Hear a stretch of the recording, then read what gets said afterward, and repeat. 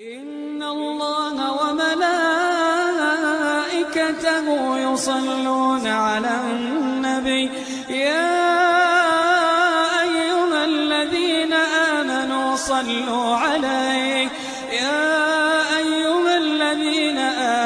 صلوا عليه وسلموا تسليما. اللهم صل وسلم على نبينا محمد وعلى آله وصحبه أجمعين. إن الله وملائكته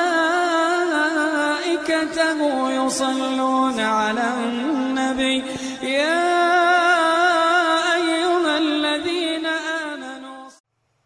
السلام عليكم ورحمة الله وبركاته. ازيكم عاملين يا رب تكونوا بخير. النهارده هنعمل مع بعض كيكة الروانة وكيكة البسبوسة، مقادير بسيطة وسهلة خالص وكمان موفرة معانا، وان شاء الله هتطلع معانا ناجحة واحلى من بره بكتير.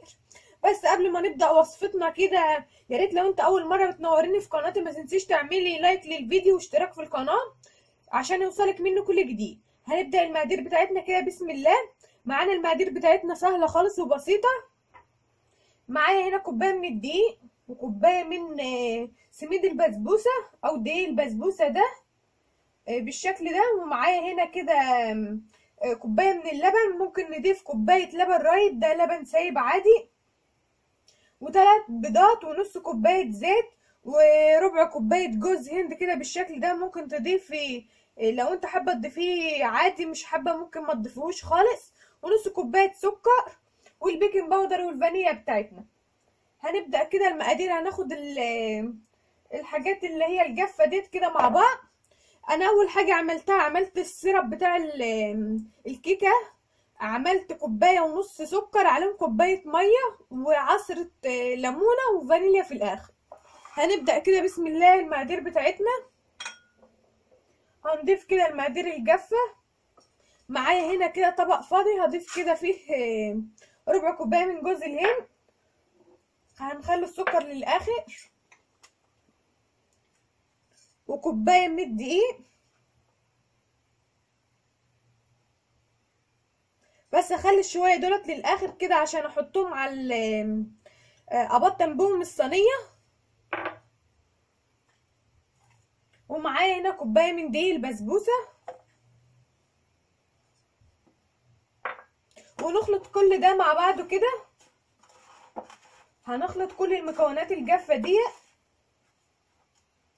بالشكل اللي انتوا شايفينه ده كده. ومعايا هنا ده كيس بيكنج باودر، هي اساس يا جماعه الكيكه ديت ما بنضيفلهاش اصلا بيكنج باودر، بس احنا عشان تطلع معانا هشه وطريه برده معانا هنضيف لها قد معلقه كده صغيره.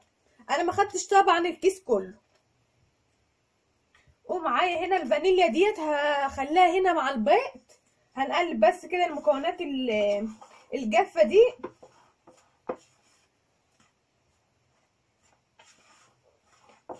نمدكم كده مع بعض. هو بقى معانا كده الخليط كده بالشكل ده. هبدأ بقى في المكونات السائلة اللي عندي. معايا هنا برضو ده طبق كده، هاخد فيه هنا الثلاث بيضات، هنزلهم كده مرة واحدة، ومعاهم نص كوباية من السكر. طبعا احنا هنحط فيها برضو سكر في الشربات، ونص كوباية الزيت. دي كده المكونات السائلة. ومعايا كوباية من اللبن، قلنا ممكن نضيف بدل اللبن السايب كده كوباية لبن رايب او علبتين زبادي من اللي هي الصغيرة. ونضيف الفانيليا،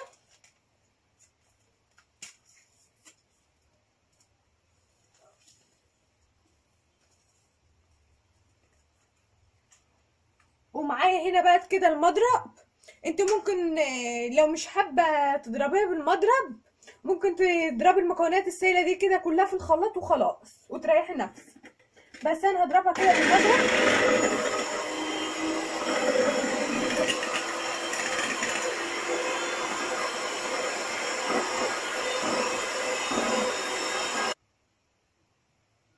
بصوا بقى كده يا بنات، انا ضربت المكونات السائله عندي كده، بقت معايا كده بالشكل اللي انتوا شايفينه ده اهو، واخده كده اللون الاصفر خفيف كده. معايا بقى هنا كده الدقيق، هنزله كده واحده واحده،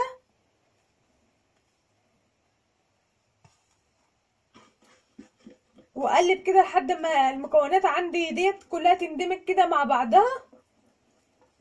ما ننزلش طبعا الدقيق كله واحده واحده لحد بس ما يختلط كله مع بعضه كده، واضيف عليه الكميه التانية.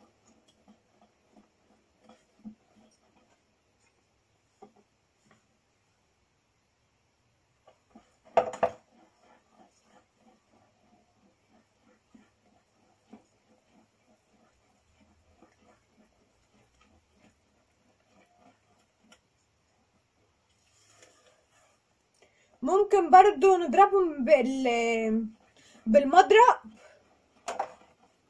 انا هضربهم برضو بالمضرب على السرعه الاولانيه كده عشان ما يبقاش فيها اي تكتلات عندي.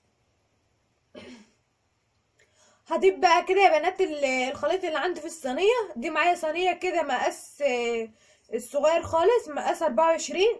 ومعايا هنا بقى الخليط كده، هو انا دهنت الصينيه كده بمسحه من الزيت ورشه دقيق.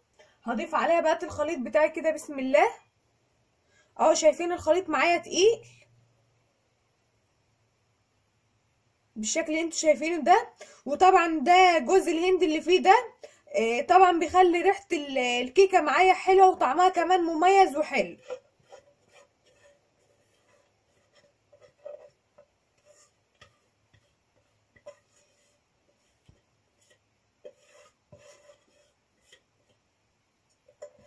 انا بقى كده هسيبها، هدخلها بقى الفرن. انا مشغله الفرن من قبل ما اشتغل على درجة حرارة 180، وهدخلها لمدة 35 دقيقة واوريكم شكلها بعد ما تطلع.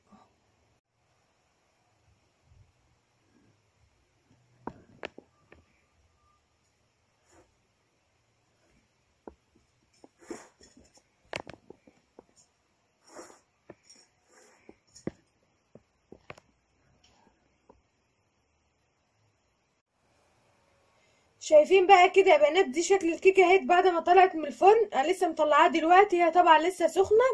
وشايفين طريه قد ايه وهشه وطريه، والله العظيم ريحتها كمان جوز الهند ده مخلي ريحتها حلوه قوي.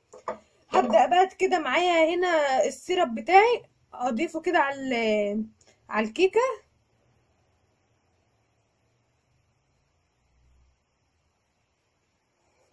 واسيبها بقى كده تشرب منه.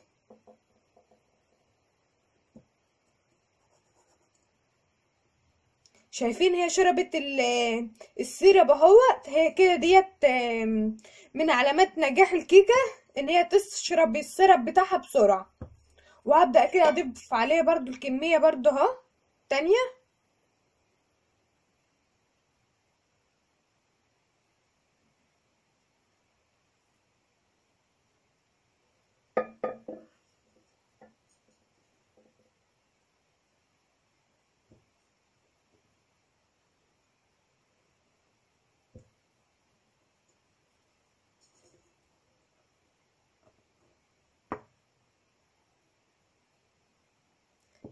هسيبها بقى تشرب كل السيرب ده كده يا حبايبي، واوريكم بقى شكلها كده بعد ايه ما تبرد خالص، واقطع لكم منها كمان.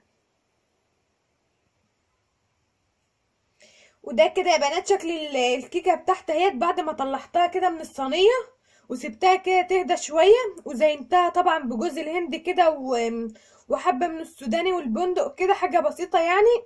بجد والله العظيم ريحتها تحفه، لازم تجربوها. اهي واخده اللون ده كده من تحت، شايفين شكلها؟ يعني هي كمان الكاميرا مش مدياها حقها. هقطع لكم كمان حته اوريكم ايه شكلها كده من جوه.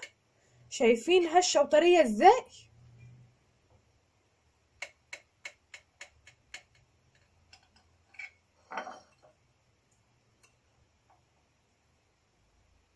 شايفين بقى كده الطبقه اللي جوه ديت لونها قد ايه فاتح ولونها حلو، وكمان متماسكه معايا خالص اهي. ده كده شكلها، وواخده كمان لون حلو اهوت من تحت.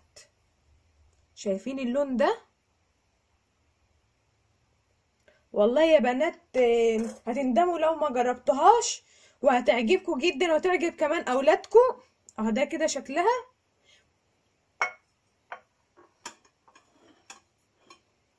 اهو. يا رب بقى الفيديو بتاع النهارده يكون عجبكم، وتجربوا ان شاء الله طريقة عمل كيكة الرواني دي هتعجبكم جدا.